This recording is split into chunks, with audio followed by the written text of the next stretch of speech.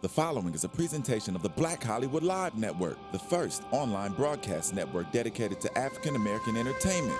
Hollywood Redefined. From Los Angeles, California, presented by Maria Menounos and streaming live thanks to Akamai Technologies. This is Black Hollywood Live, Urban Wellness and Beauty, featuring weekly commentary on urban health, beauty, and lifestyle. Black Hollywood Live, Hollywood Redefined. You're listening to Black Hollywood Live. And now, the host of Black Hollywood Live, Urban Wellness and Beauty. Hey, cheers, guys. Yeah. Happy to the 4th of freaking July. weekend. Boy. Yeah. Right? Cheers Barbecue to the freaking and- weekend. Barbecue, some All that. ribs, And all that good stuff. watermelon. Just don't eat too much because this is a health show. And we're going to talk about a lot of that. Guys, welcome to Urban Wellness and Beauty, where we talk about everything health, fitness, and beauty. I'm your host, Chloe Onyx, bringing to you guys all things. I like to consider myself a connoisseur in the health tip. You guys want to introduce yourself? Yes. Hi, everyone. I'm Erica. I'm your beauty blogger, bringing you tips and tricks for things for your hair, your skin, and makeup. And you can find my beauty channel on EricaBell89 at YouTube. And those who are only listening, she is beautiful, so that's why she didn't thank hurt you. and all that kind of stuff. You have a little halo. And I am Cortez G. West. I like to call myself a fit guru. I love anything fitness within the gym and nutrition. I'm trying to get there. I know, right? Me We too. do not have Madison with us. I know, or Jacqueline. She's also another fit guru. What is her saying? She likes to Bring something to the the star out of the star. Something. Yeah. And I'm always like, because I need that. So we need to So work we'll on figure it. out that what Madison says, and we'll get back to you. So this week is the treacherous 3 right Right. here. So we're going to hold it down until 2 weeks from now when everyone comes back. Bam. Yep. Yeah. All right, guys. So we have a great show for you today. Let's jump into it with the hot topics. All right. Oh, dope. Well, I guess let's start off with me. Yes. I guess we should have went over that. Okay. Well, I actually, I wanted to talk about something that I actually saw an article on that has been going around a lot, especially on Facebook, by this young lady named Erin Simmons. Erin Simmons. Oh, wow. Erin CrossFit Simmons. training. Yeah. Is it good or bad? They're right. Is it good or bad? And basically what she's saying, just to give a little bit background about her, she is from the military as well, and so am I. So we have some things that kind of could be CrossFit, but it's really not. And then she's also has trained with athletes who actually are, athletes within the Olympics and everything like that. Okay. Basically what she's saying is, I'm going to read this quickly. It's very briefly what she says. And here we go. Be aware that the CrossFit coach may not have an appropriate educational background in sports conditioning. That's one point, because with a CrossFit trainer, you can get, I'm going to say ordained, you can get certified to be a trainer within over a weekend. Really? That's short. Exactly. So basically what she's saying is, CrossFit claims that the system is empirically driven and clinically tested, which insinuates that the methods are scientifically supported, which they're not. There's nothing within the books, on the libraries, or anything that says that CrossFit has been scientifically, I guess you can say, experimented on, and has all these, what's the word I want to use? Components and trained, and has been tested that it is proven to be something good. So in your opinion, it is good? In my opinion, no, because you can't, it's good to an extent. Okay. If you notice, I don't know if anyone ever had a trainer.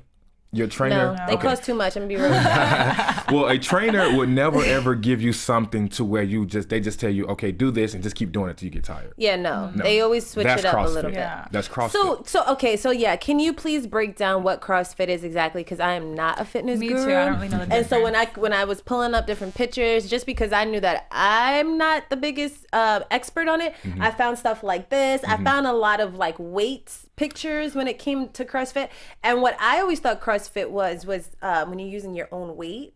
That too. Well, Okay. it's both. It's both. But the thing is, CrossFit doesn't really, to me, it's good to a certain extent. Like she was saying, is basically you can't overdo your body. And anyone, even the athletes who train for the Olympics and things of that nature, and even the World Cups and everything, they're given set and sort of exercises that says, okay, do this at this amount. Okay. And then if you overdo that and work out your body, that's not healthy. And that's what CrossFit, if you go to, I've been to a CrossFit, and they just go in and they just they tell you to just go. Okay. There's no set so what time. exercises and certain things qualify as CrossFit training? Basically, just like you said, mostly would be the body weight exercises. So push-ups, sit-ups. Push-ups, pull-ups. What do you call these burpees, thingies that you wall can sits, pull? it's kind of like a pretty much upside down. I really don't do those. The things that hang from the... Oh, the rings. Yeah, because you can use that... For pull-ups, you can also do that for crunches as well, for sit-ups, pull-up, because you can do your leg raises up to your head.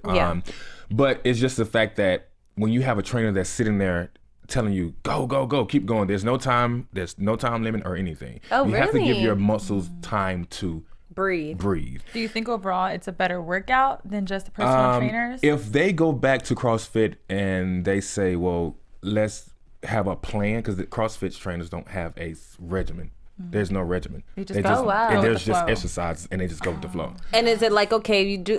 What if they have CrossFit training at the gym? Is it 1 hour of whatever it is, or is it no time limits? I don't go as often. Like I said, I only went once, and when I went, I did it more so, and I did kind of felt like they were trying to bring back the military aspect of it. Okay, so like boot camp. Kind of, sort of, but it wasn't necessarily organized. It wasn't organized in a way to where it still was healthy for you. Okay. So you would leave drained and sore, which is a good thing. People say that it is a good thing, because if you're working out, if what is it? No pain, no gain.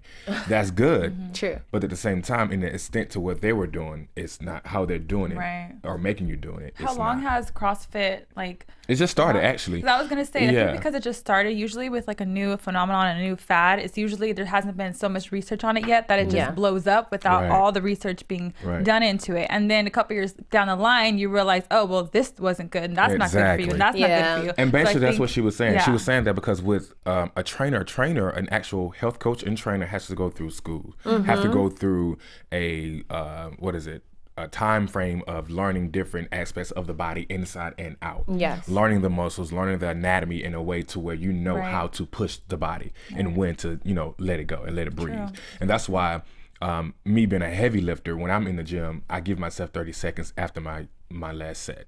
So CrossFit is bad.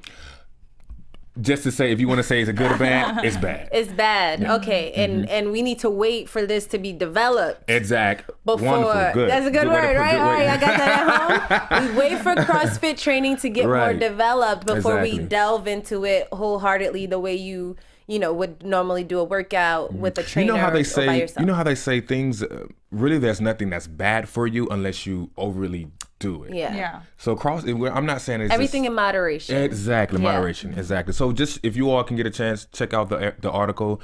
Erin, Erin Simmons. She's a wonderful. She comes from a health background as well, so it's not like she's talking outside of her neck. She does know what she's talking about, and she also has a group of friends that she has also talked to and got their opinions for as well. So, and I agree with her. Okay, very good. Well, speaking on the fitness stuff, let's jump into some health stuff.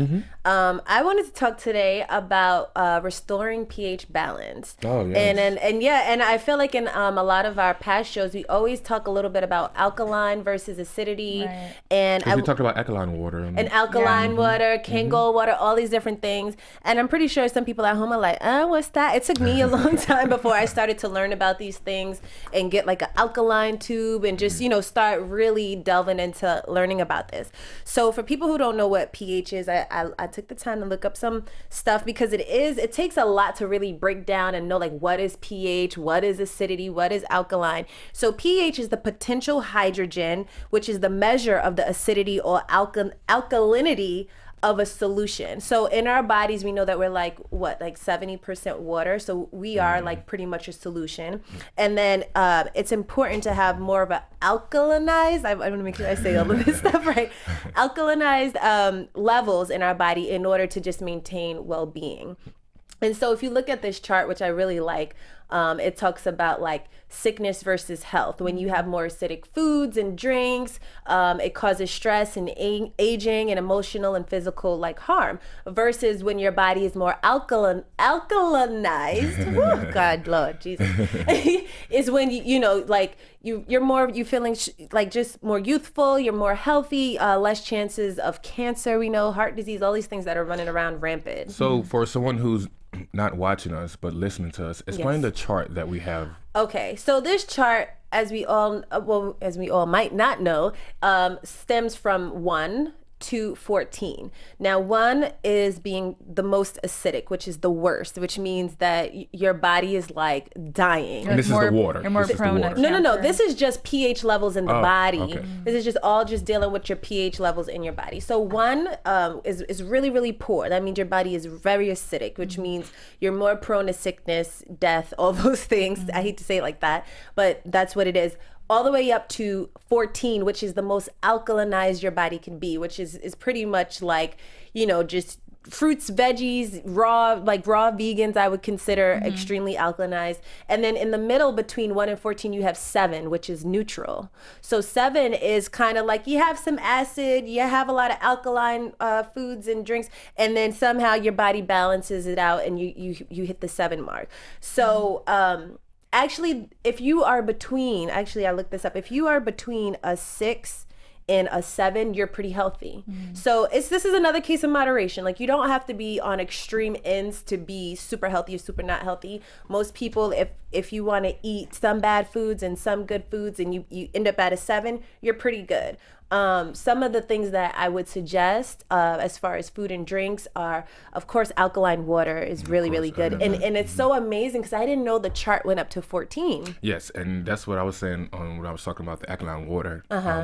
Before I got 11% from a water store. And I didn't know about water stores until I came to LA. Me either. Like, there are stores on almost every other corner that sells water. Yeah, I thought that was strange. Yeah. I was like, what's going on in the world? So is there any like negative effects if you're too alkaline, like if you're number 14? Guys, I gotta break into this real quick because I don't want people misunderstanding what you're saying. Great. Yeah.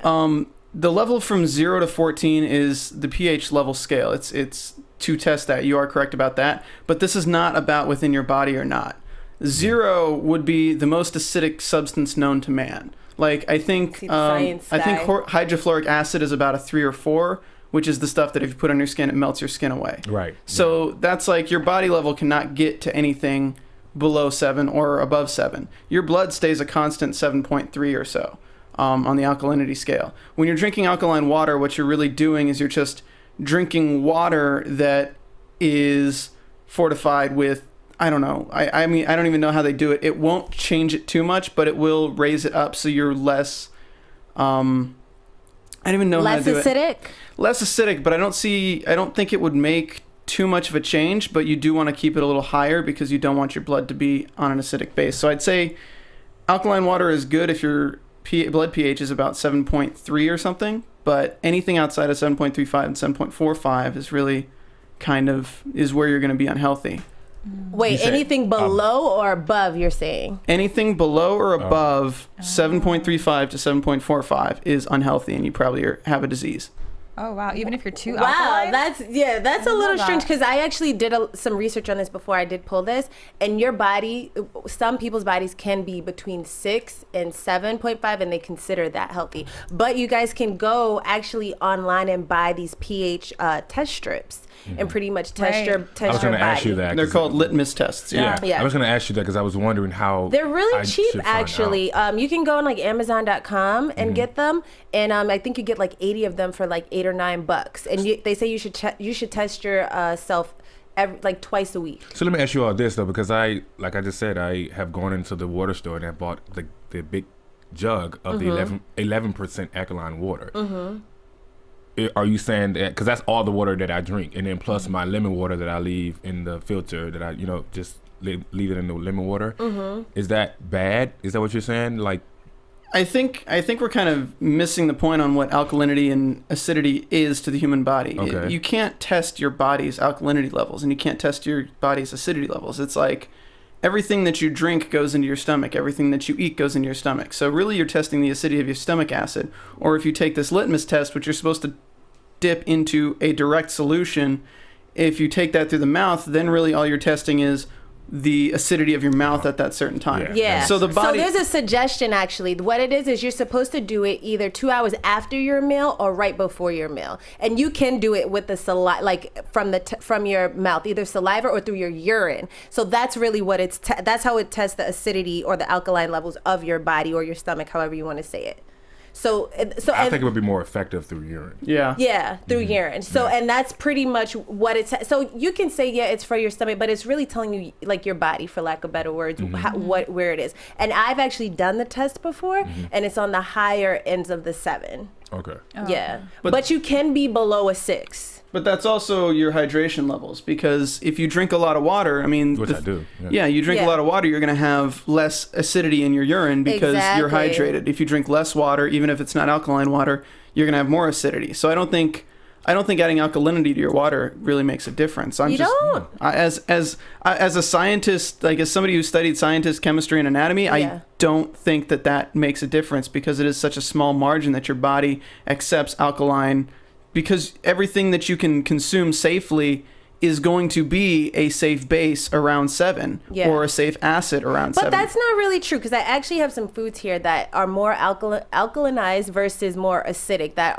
will definitely alter that. And some things the basic things are more acidic, like if you eat burgers and fries, if you're having white bread and wheat bread, if you're, the basic bad food. And actually, can you pull that picture up that shows the different foods that actually lead towards more alkaline versus more acidic. Right. And as you see, there's donuts and soda, and those things have more acidity in them, which do affect your body. If you're going to eat burgers and fries and alcohol every day, as you see it's on a 3, 4, 5, 6 level, of course your body's going to have more acid in it, versus if you're eating fruit and vegetables, especially raw fruits and vegetables, and of course alkaline water, it all helps. So Steve, you're absolutely right to a degree of like canceling it. Like you can have different foods that cancel each other out and keep you neutral. But if you are straight up eating acidic foods, no, your body's not going to be neutral. But most foods that you eat are considered acidic. Nothing you eat is really considered a base. And then that's a good thing. It's funny that you said that, Stephen, because I remember when you also said that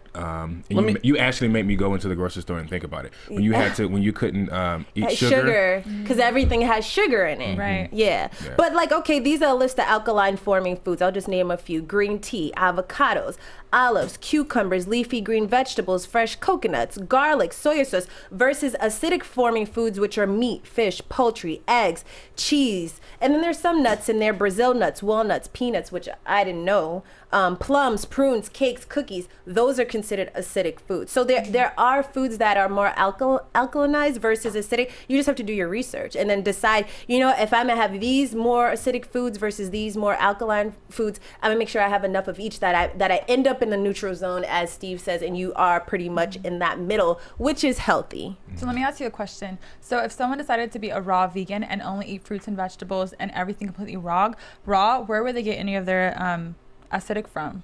They probably wouldn't. They so would probably be higher on the I believe they'll be higher on the alkaline.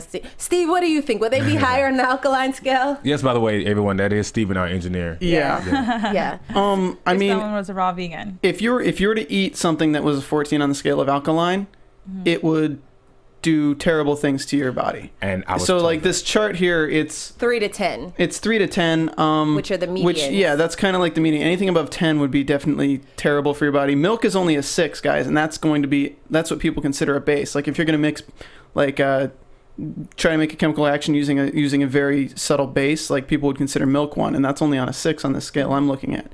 Yeah. So I'd say. So what's a 14? I never knew of a 14. 13 is lye, the poison. Lye? Yeah, so lye to make soap. Right, because the pressure washer, when they're pressure washing the street, that's alkaline water. Yeah, we talked about that on one of the previous shows. Like, can I eat a glass of that? But then, hearing it today, I never knew of anything past really 10. Even the water that I've bought in the supermarket, is only a 10 tops. Most times I see 9. So, but I feel like this is like anything else in life.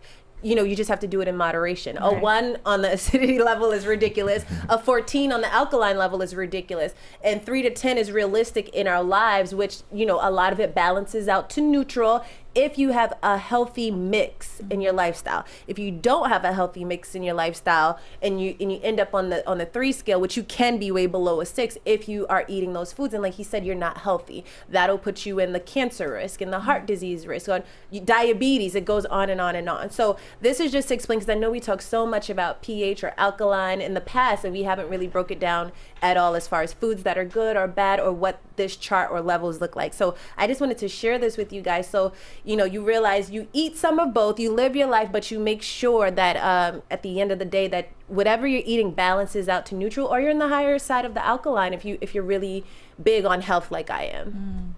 Makes sense. Yeah, so let's jump in. That was a lot for health today, guys. I hope you guys are taking notes. And thank you, Stephen. Thank you, Stephen. Yeah, informative. So let's jump into beauty. What do you have for us, Erica? All right, so how many of you guys have used DUDU on your face? Or What? Your hands Who? or your hair? Did you say DUDU? Never. DUDU. Never used to it on my All right. I had to say it. I had to say it like that. But it's actually DUDU Black Soap. Oh. I've never used DUDU Black Black Soap Soap. either. Sorry. All right, so have any of you guys used black soap before? I have. Okay, Once. how did you feel after you used it? I got into an accident, so I got burned from the battery acid, and as you can see here, like these, it lightened them up a little bit, but I felt like it was not doing it fast enough, so I stopped. So wait. The black soap lightened the darker marks. Okay. My pigmentation? Right. So somebody Hyperpigmentation. So somebody recommended it to you. You just knew it. Someone recommended it to me, and I also used the white stuff. It's like not white. What's the white stuff, Erica? I don't know. Which white stuff? All right, so with black soap. Shea butter. Shea butter. Okay. Oh, wow. Well, you know what? With black soap, there's actually different kinds, and the most popular traditional one is actually the DUDU Ocean Black Soap. This is actually organically made in Nigeria, and all the ingredients are all 100% natural ingredients. Okay. And the DUDU Black Soap actually is enriched with shea butter as well. And this black soap is actually really popular in that community. And my friend actually told me about it. She was telling me she used it for her skin and how it helped her so much. So I was like, let me look into it, because I'm trying to get into more natural stuff for my hair and my face, and staying away from chemicals and sulfates, So that's how I got interested in this and doing some research on it. So this black soap, this DUDU brand, actually helps with eczema. It helps with psoriasis, blemishes, acne, stretch marks, skin issues, burns as well. And it has all those natural ingredients, so it's really popular in that community, and it's found there. The thing is with the whole black soap situation is that you can't use a product like so, and then as most people get out of the shower and they lotion themselves, lather themselves, and then you use Bath and Body Works flavored scented urea lotion. It's like you just reapply what the black soap just took off. That's so true. It doesn't make sense. That's true, yeah. So if you're going to be that person that goes all natural, such as Erica, you want to do everything that's all natural. You don't want to just have an all natural soap, DUDU soap, and then you go and have the PP lotion. The comments are going to be unrealistic. But also with this black soap, it's actually 2 to 3 times. It lasts 2 to 3 times longer than your regular soap as well. Okay. And you can even wash your hair with it to promote a healthy scalp also. So it is kind of hard to lather. It is kind of hard to get. But you could get it into a lather. You need to wet it first. You can't just rub it on your hair. It's just going to stick there. So you need to make sure you actually wet it first and get it to a lather, and then put it on your hair. You can't compare it to shampoo. It's not going to be as lathering, but it's actually a natural way to cleanse your hair instead of using a sulfate shampoo.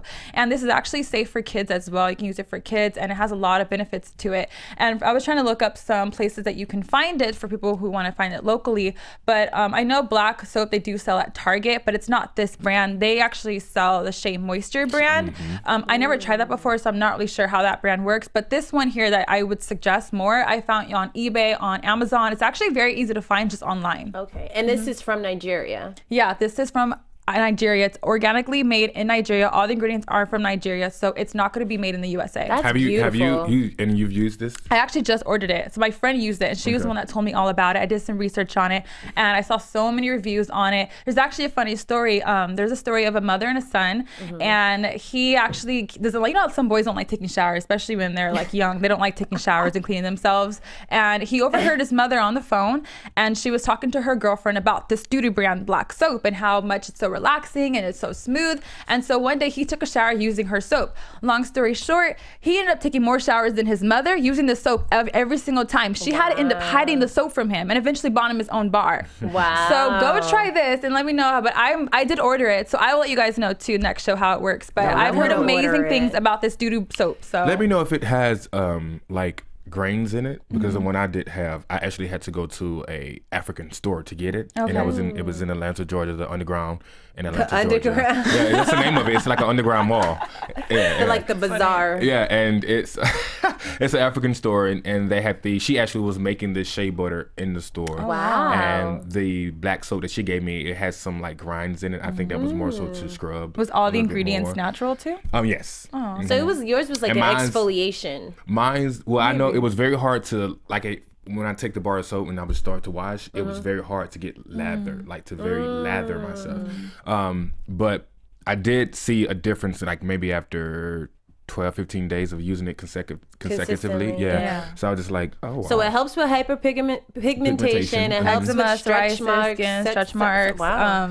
Acne. A lot of stuff. Really? Yeah. So face, body, everything. And it makes your body super smooth because it's enriched with the shea butter. So it makes your body like really smooth, and it's just very like just nice. I might have to order that. Right. Amazon, you said, right? Yeah, Amazon. They gotta give me a check because I've been promoting them a lot today. Just saying.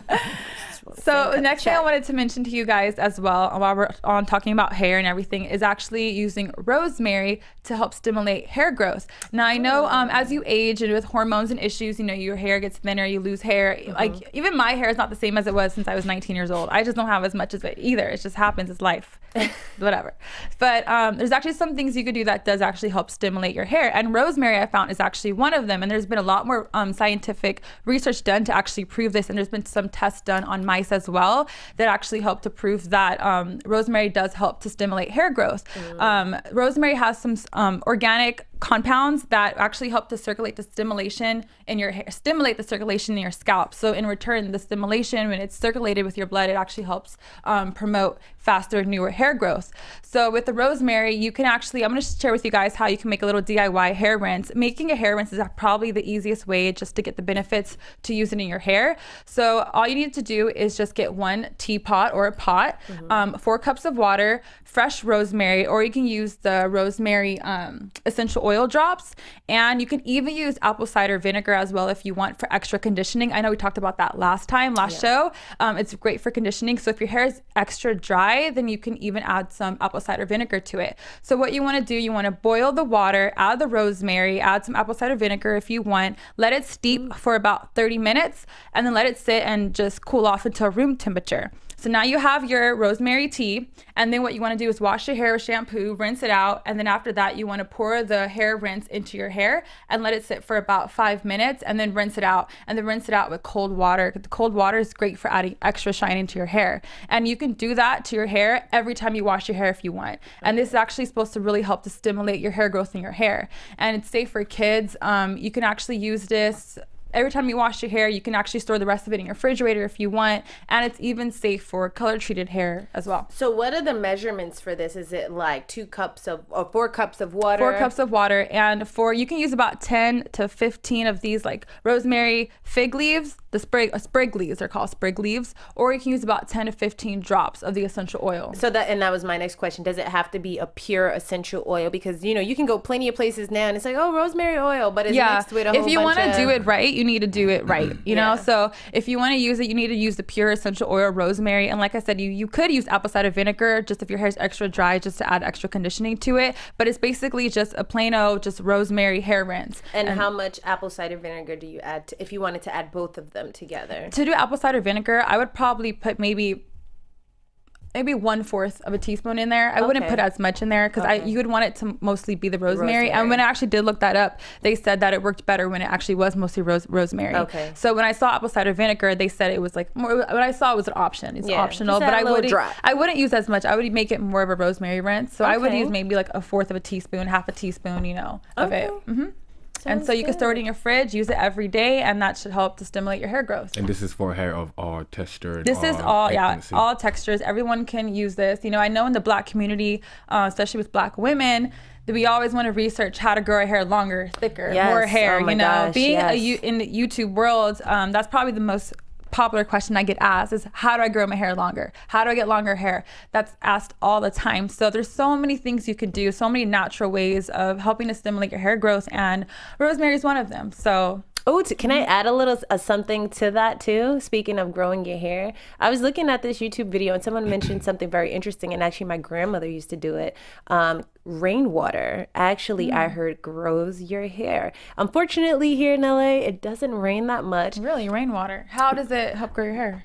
Something about rainwater. It's I can't. Should I just stand in the rain? Just let it just. I can. Yeah, and you know it's so cover funny my because hair. anytime it rains, especially women of color, the first thing we say is, "I can't get my hair Exactly. wet." Especially if you just got it straightened or you just went to the beauty salon. But I remember as a kid, my grandmother would put a pot outside. This is in New York. I'm from New York, in Queens, and she would put a pot outside and catch the rainwater, and she would wash her hair with rainwater. So I don't know why. I can't really look it up, go on YouTube or whatnot. But I definitely remember that my grandmother's hair used to grow very long, and I've heard that is a little, maybe there's some spiritual tinge to that as well. That you have to do your own research. But rainwater, I heard, helps your hair grow. So if you guys are looking for all natural ways, start catching your rain and test it out. It's free. It's, it can't hurt. I don't know if I want to catch the LA rainwater. It doesn't rain in LA. But when it does, it's know. coming through that dirty cloud of. You know where it's probably the best, like somewhere in Middle America, where it's like a cornfield. Or probably in the Amazon. That's probably like the best. The best in the world, rain, right? We should market that. Some rain. That means I gotta go catch it. That's a business for real. Exactly. Can you cut this part out? Business meeting right now. Yeah. keep it tuned to Chloe's rainwater Exactly. for your hair growth. I bet you every Black woman in America, they'll try it though. You know they're gonna try it. Try it. It's free. It ain't hurting you. It's free. Not. It can't hurt you. Exactly. You're gonna act like old girl from Shards of Sunset with the diamond water. I can't. All right, what do you have for us today, fitness-wise, Cortez? Well, yes. I'm sitting up here wiping my nose. I'm just kind of shy. Is it some rainwater that you just cut? What? But no. For me, me being a person that doesn't like to use a lot of supplements when I work out, I actually started to look at different ingredients and different foods to help fuel me when I am working out, before I work out. Okay. Because sometimes I don't like to take a supplement that, give you the energy to work out, and then you have this crash at the end, or are you feeling tingly while you're working out? And I don't know if anyone have ever taken what's the 5-hour energy you can thing? take sometimes I think they'd even do it because they give you so much a rush at a quick time that you're tingling, and if you're not doing enough activity to bring that down, it's gonna feel a little bit uncomfortable. Wow. So I went through some friends, I went through some internet research as well, and then I also added some foods that I actually use to get me to that point. There's only one of them that I don't agree with. And that's gonna be the second one. But the first one is a spoonful of honey. Now this one I was really, really shocked by because of the sweetness of it. But we tend to forget that honey is not like sugar. It plays as a similar ingredient as sugar but honey also produces glucose and fructose and glucose as well, but in a more healthier way. Okay. Now, the honey has a lot of good things going for itself because I hear that the darker the honey, the more disease-fighting compounds it contains. So I was really shocked about that. So I really want to go and look more into that aspect of it, but I kind of believe it because the darker of anything, just like it's DUDU. Like there's more of it. Like it's more of it. If you say DUDU one more time, DUDU. Just like just like the black soap. That's true. It's more potent. So exactly. It's more to it, So try that. I'm gonna actually try that tonight when I leave here. They're gonna think we're gross in this show. We're like, they talked about DUDU and pee pee. Go ahead. And I hate to have given you something that I have not tried myself, but I've had 3 people to tell me that, and I was a little shocked. So I'm gonna actually try it tonight. So honey. Now, yes, but here's the thing. She did tell me it was a kind of honey that she has. You can actually buy it in like a farmer's market or a Whole Foods. Like Manuka? They actually still have the beehive pollen thing in it. The beehive little. Not pollen. Honey? I'm tripping. So raw honey. The raw honey. But what is it that's in it? What's the honeycomb. comb? The comb. They actually have the comb. And she said I'm like that's the pollen. Yeah, you don't go to like Publix or Superior or anything like that and get their honey off the Whole Foods has it. You can like do it yourself, right? Little machine. Exactly. Yeah. So that kind of honey. How about that? Sprouts too has really good honey that's raw. They get it from a place that's local, and they get it on the shelf like 2 or 3 days after it's been like jarred. Right, because I know you use that with your lemons. Exactly. Exactly. And now strawberries. Oh wow. Strawberries and lemons in my water every day, and it's alkaline. Wow. Next. Oh. What percent? She did that. What percent? 10. And you know this. But no, Steve. and this is the one I do. I don't disagree, which is what they call a cup of joe, a cup of coffee. Oh. Now you can have. To me, I feel like you can take the coffee to get you to work out, but what's going to get you to continue to work out afterwards? So what they said, it was like you have a cup to get moving, but don't expect for it to keep you going through a long work,out, which makes sense. Now coffee doesn't, like, if you drink coffee before your workout, by the end, I mean, like, I would think that you feel like, that too, but at the same time, it's not coffee to me. The caffeine that's in it doesn't boost you to keep going. And in order for you to work out during workout, everyone knows that especially if you're a health coach or you're someone that works out regular, the points of your exercise that counts is always those last moments. And you need something to boost you in those last moments. So I can have 4 sets, and by the time I'm on my 3rd set, that's probably when my muscles going to start to realize, I should be growing. That first 2 is kind of like a warm up. It's kind of like getting your muscles to say, okay, you're trying to work out. So even if you don't lift heavy, you're just going in and doing cardio, or you're stretching or doing any yoga or anything of that nature, the coffee is going to get you to the gym. Start it. Yeah, it's going to start it. Yeah. But it's when your body actually needs you for it to count, the coffee has already have run through your body. wow. So that's why I don't agree. So you don't agree with coffee? That's the one I So don't what agree about with. if you like bring your iced latte and you like put it in your water bottle and you're drinking it throughout your workout? That's, I know first that's of all, terrible. That's but very is so terrible. bad. But I'm just saying, since we're talking about drinking coffee to work out, I mean, I think the reason why she said that was more so because of the caffeine that's in it. And I wish Jacqueline was here, because if you remember, she did have that butter coffee. Because I really wanted to ask her aspect on side of that. So we'll get Jacqueline to help me out. Can we with get that a one. call in? No, I'm joking. Call in. Honestly, I think the coffee's just to get you to the gym in the first place. That's what I said. Yeah, I Once think you're it's just there, to you're get like, there. forget it. oh. Let's just pump this iron. Right, exactly. But throughout your workout, I think that the coffee will drain, and then with you moving, you're gonna use the restroom, and then it's gonna. What about with the Red Bull? Is that the same thing? Like just a crash? I know it's bad. I'm not a Red Bull terrible. person, but Okay. I did try when it first came out. Before you went to the gym? Or just in general? No, in general. Okay. In general. And to me, I think it's more so of a mental thing. I think it's something that's mental.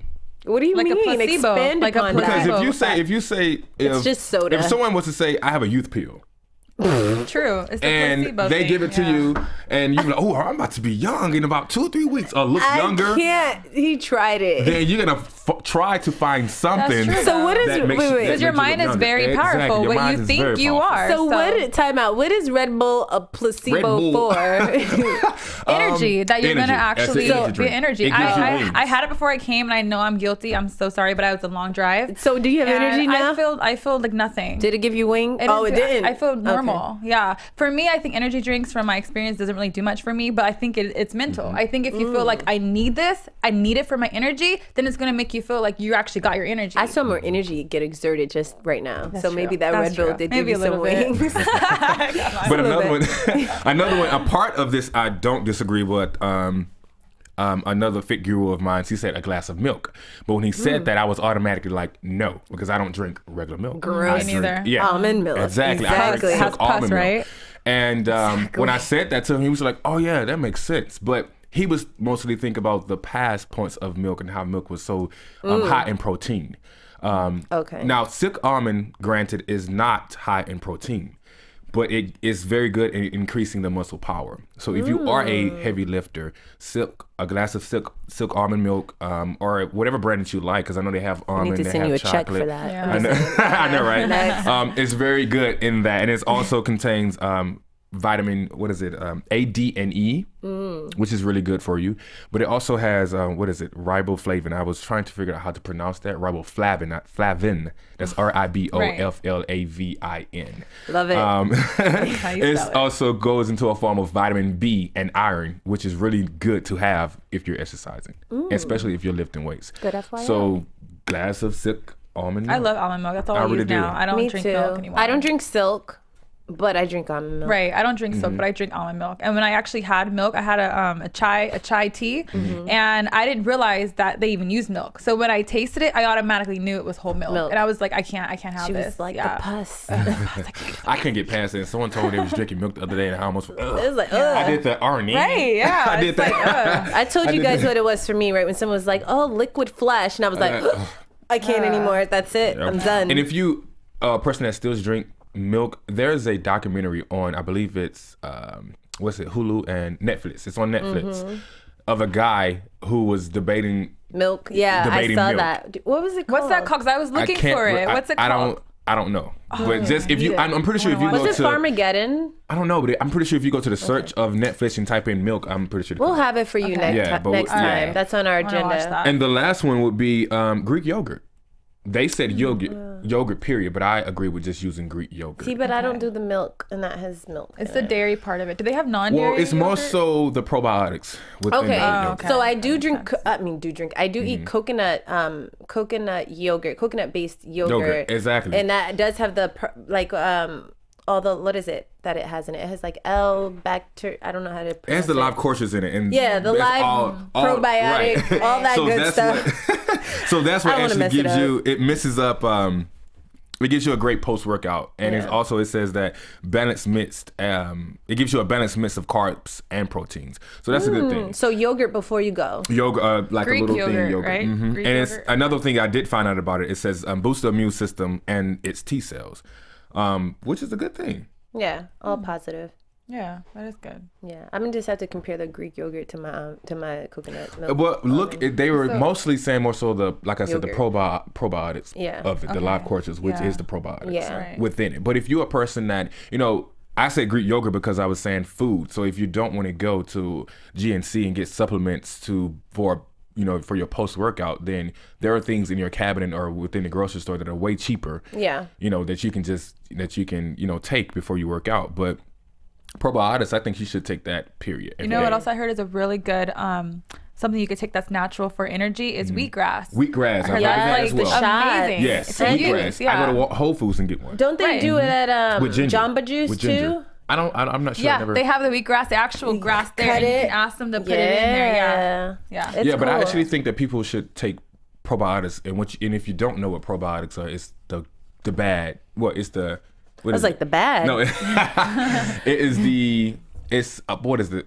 You need probiotics because it's the. What is the bad antioxidants? I'm trying to figure out. The bad bacteria? The good of the... Because you need good and bacteria. Bad. You need both. Everything you need is good balanced. and bad. I think the purpose of this show today is balance. Just Pretty balance much your life. in moderation. That's what we've learned. I have Moderation a friend. I have Nani. She's Ethiopian. She makes her own probiotic. You were telling us that when we're going to get this sample. That's true. You know what? That's She's after in the Atlanta. show, I know, right? I need Have her come on the show. I know, right? Yeah. We're going to get her a plane ticket?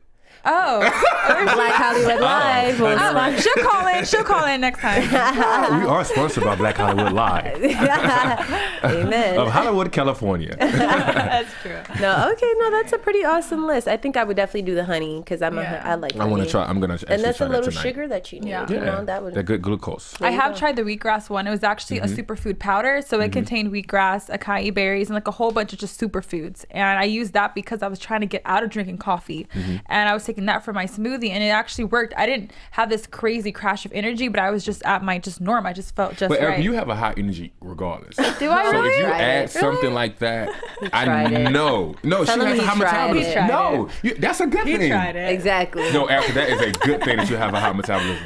Yeah. You would be one of those females that when they pregnant and they have the baby, your body will bounce back. I did. That happened exactly. See? I actually got smaller after I had her. So yeah. It's your energy. You have a high metabolism. But I was young when I had her. I was 19. That doesn't matter, girl. You still moving fast. Still looking good. All right, guys. That wraps up our show for today. Yes. Again, guys, have a good 4th of July week and stay safe. I'm your host, Chloe Onyx. You can find me on Instagram at Chloe Onyx, on Twitter at Chloe Onyx 11, and on Facebook at Chloe Onyx. Where can you find you guys? You guys can find my beauty channel on YouTube at Erica Bell 89. You can find me on Twitter, Erica Bell 89, Instagram, and also I have a new blog now called Lipstick and Lunges. So you guys can check me out there as well. Lipstickandlunges.com. So you done lunges while you putting your lipstick? Something like that. What's going on, everyone? You can find me on all the social medias at Cortez West. I definitely wanted to say, people, please comment and let us know what you want to hear, what you want to talk about, some things that you may have tried that you think we should talk about or that we should know. This is a new show and we're starting our base, so let us know. We trying to do this for you. Exactly. So again, you can comment iTunes, YouTube, let us know what you want to hear. Yes. Thank you for joining us. Today's been one and of those days. And have a happy 4th of July. Exactly. Do not eat too much pork. Stay safe. Stay moderate. Lord have mercy. That's the word of the day. Stephen, put that at the bottom. Moderation. Until next time, thank you for joining us for Urban Wellness and Beauty. From producers Maria Menounos, Dario Kristen, Tiana Hobson, Kevin Undergaro, and the entire BHL crew, we would like to thank you for supporting Black Hollywood Live, the first online broadcast network dedicated to African American entertainment. For questions and comments, contact us at info@blackhollywoodlive.com. Like us on Facebook, tweet us or Instagram us at BHL Online. And I'm your BHL announcer, Scipio. Instagram me at Planet Scipio. Thank you for tuning in. Hollywood Redefined. The views expressed here are those of the host only and do not necessarily reflect the views of BHL or its owners or principals.